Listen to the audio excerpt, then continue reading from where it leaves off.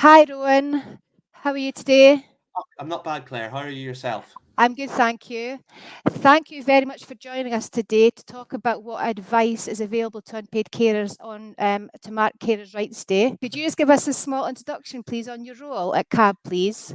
Yeah, of course. So I'm a multi-digital advisor. There's a team of us, and there's also a couple of other different teams of advisors, and we all just sort of cover different things. So mainly, I cover benefits and energy, but I'm also looking into food poverty, and Okay. sort of so through the week I'd have different appointments with different people and just trying to help them out with their issues. And through the Okay. bureau, different teams of people would sort of look at slightly different things: benefits, energy, debt, employment, housing, all sorts of issues that people Oh, might have, and look to help them out. very varied then, isn't it? Yeah, there's absolutely tons of stuff going on in the bureau, and loads of people, whether they be volunteers or employees, sort of All right. looking at Okay. all sorts of stuff with people. Good. Mm. Well, Rowan, we do have some questions for you today, if that's Okay. okay. And we'll go with the first ones that we do have. Yeah, go for Um, it. so, question one is what we got through was I am self employed, but also a full time unpaid carer. What benefits or allowances would I be entitled to, and how do I go about finding out about this? Okay. So with a question like that, I'm not really able to give just an answer here and now. It's No. possible you might be entitled to universal credit or some other different benefits. What would be best to do would be to have a word with us in the bureau. I think at the end I'll leave the contact details and how best to get in Okay. touch with us. But ideally, you'd come through, you'd end up speaking to someone like myself. We'd run you through a benefit check. So we'd ask you some questions about yourself, about who you're staying with, who you're caring for, the work that you do, uh, and we'd sort of stick the details in, and through that we'd be able to determine what benefits, if any, you might be entitled for. And from there, we'd be able to go on and sort of tell you how best to claim them. And if you needed some help, we'd also be able to ideally assist you through that process. Okay. That's great. Thank you very much for that. Yeah, not bother. Question two is I am a full time carer for my son and took a careers break 2 years ago. He's now at school, so I am looking to get back into my job with reduced hours. How many hours can I work before my benefits are affected? Okay, so different benefits have different sort of requirements for what you can work, what you can't work, or how any income from work might affect the benefits. So similar to the last question, the best thing to do would be to have a word with us and would run you through the same benefit check. Okay. Something new like universal credit, there's not really a limit on how many hours you can work, it's just how much you earn. Whereas Okay. something like tax credits would have a limit on the amount of hours you could work. But as I say, we'd speak to you, would break down your situation, would see what's what, and would hopefully advise you the best way to keep going, or at least give you all the information you need to make the best decision for yourself. Okay, that's lovely. Thank you. The next one we have is my caring role has increased over the past year, and this has now affected my employment. I work full time, but I'm considering reducing my hours to allow me to focus on my caring role. Should my employer honour this? And also, if I do reduce my hours due to the caring role, can I receive any help financially? Okay. I might sound like a broken record here, but when it comes to the last bit about any financial help, again, give us a call, come right Yeah. in. Anytime your circumstances change, benefit check, and we'll see what we can do for you.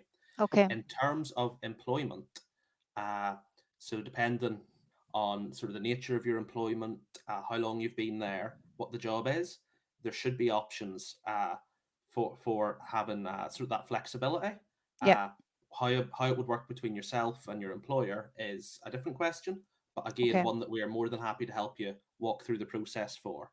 Again, you'd come to us, you'd speak to one of our advisors. Ideally, we'd have some information about yourself, about your contract, about the work that you do, and we'd then be able to take that forward with you and help you sort of identify the best way to raise that with your manager or to go ahead.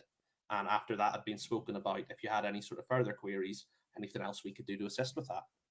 Well, that's great. I think that's the important thing, isn't it? Because some people just need to have that that extra advice and knowing somebody's got their back at times with certain things like this. Yeah, a lot of these things, like, and you'll figure from speaking to me, depending on your situation, everything's Yeah. a little bit different, Yeah. and no one person really knows. They might have spoken to their friend who's told them one thing, but just one little That's it. difference in their Hmm. situation might have made something different. Yeah. So coming to someone like us, like we've got encyclopedias worth of Yeah. information. If you ask around the office, we're all interconnected to each other. If I don't know, I speak to my colleague, I speak to my boss. There's 10 different people I can ask who are, have a bit more expertise on any different subject. Yeah, So between us all, we'll should be able to figure you out in what, if not the best course of action, what is, the most suitable for whoever's asking. that's good. Great. Thank you for that. Yeah. And one final question for you today. This is a bit of a longer one. Okay, go for it. So,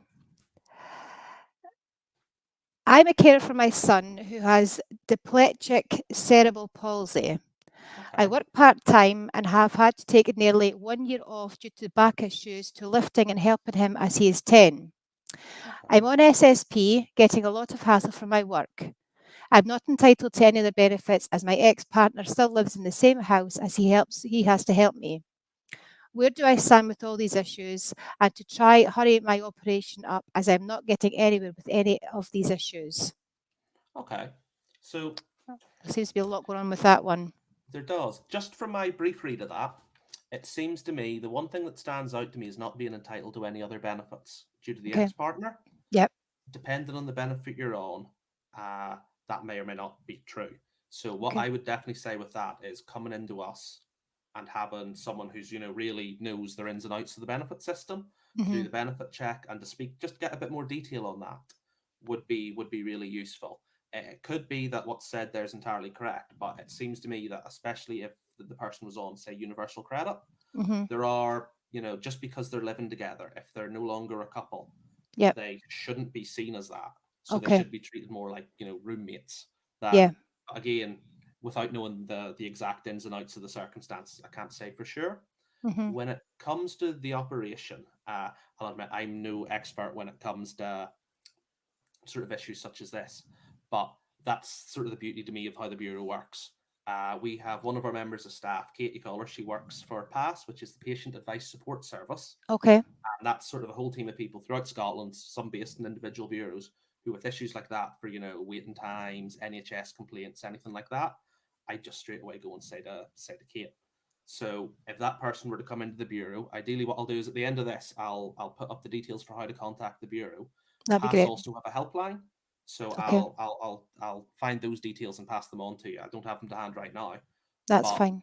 we'll be able to, whether, as I say, whether it's myself or whether it's someone else in the bureau, there's people who'll know and who'll be able to speak to you more about that. That's good. That's good to know. I suppose you're not a person that's going to have the knowledge of everything that everybody's got a query of, but to know there's obviously other support available within the bureau or connections you've got that you're able to get that advice on. That's helpful for people to know because a lot of people don't like to be passed from pillar to post with things like this. So if they're dealing with the one person who's Mm-hmm. getting that advice from other people, I think that's a big help, isn't it? Yeah, it's good to Yeah. have that rapport. Like within the bureau, we'll try to assign cases to people who are most suited their expertise. Yeah. But obviously, anything that comes out with that expertise, there is, as I've said, the support of everyone else there. There's different people we can phone up out with the bureau, all of whom are able to give us. So ideally, by the end of it, we're given just the best advice we can. So Rowan, can I just ask if somebody comes to yourselves and you're assigned that case, Mhm. would you be the person they would see from beginning to end, So or could they be passed on? that's going to depend on what the case is. Okay. So I usually deal myself with sort of benefit issues is sort of my main thing. Yep. And with that, I would, if possible, if say someone was needing help filling a PIP form or an attendance allowance form, I do the form with them. If Okay. it came to say the second stage where it was a mandatory reconsideration, I try and help them with that. Uh, I myself, I don't do appeals, so in that case, it would go on to one of the other members of Oh, I staff. see. Okay. So different issues might have different ways of doing it, but I Okay. can assure you that we're all lovely. Like Good. we're no going to bite your head off, and we do speak to each other. So if I was Good. to be passing off a client to someone else, to do their appeal or to do something, I'd make sure that whoever they're getting passed on to would sort of, would know a bit about them and all the everything I've spoken to them about. They'd have reference to that, so Okay. it wouldn't just be picking it up, from scratch. The person who was coming in new to help the person out would have a good knowledge of what was going on and what was happening and what needed done. Good. That's good. I think that's some people's concerns sometimes when they have to repeat themselves again and again and again. And I suppose if the information is there, that saves that time Yeah, I and know it can be. anxieties as well, I Yeah, suppose. it can be infuriating meeting new Yeah. people and feeling as if you're being passed around, which is Yeah. something we can't guarantee that won't happen, but we'll No. we'll do our best to avoid it. That's good. Good to hear.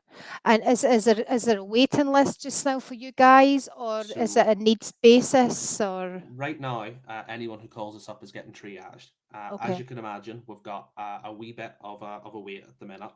Yeah. But if it is something urgent, it would be marked as such, and would do our best effort to get to that as soon as we can. Okay. But the best way to get a hold of us at the minute is just through our triage line, Okay. and that's it's the Dundee number. It's 01382, and I'll leave this somewhere so everyone can see it. I'm sure That's fine. We'll, yeah. 01382 214 633. That's great. We'll put all the contact details and web addresses and that within the comment section Perfect. of this feed anyway, so people can get that access to. That's great. Brilliant. Rowan, thank you. Thank you very much. Perfect. Thanks. Lovely speaking to you. Thank you too. And can I just say to everybody watching this today, if you do have any more questions for Rowan or the people at CAB Dundee, you could just pop the question within the comment section below, or you could put it in a direct message to ourselves. Rowan is going to give us all the contact details for CAB Dundee also. So please feel free to use those details and please keep in touch with us. And any questions do come up today, Rowan, if you're okay, I'll pass them across to you to answer Yeah, yeah. later on. Perfect. Thank you. Okay. Well, thank you very much for joining us today, Rowan. Thank you. Brilliant. Cheers. Thanks for having me. Take care.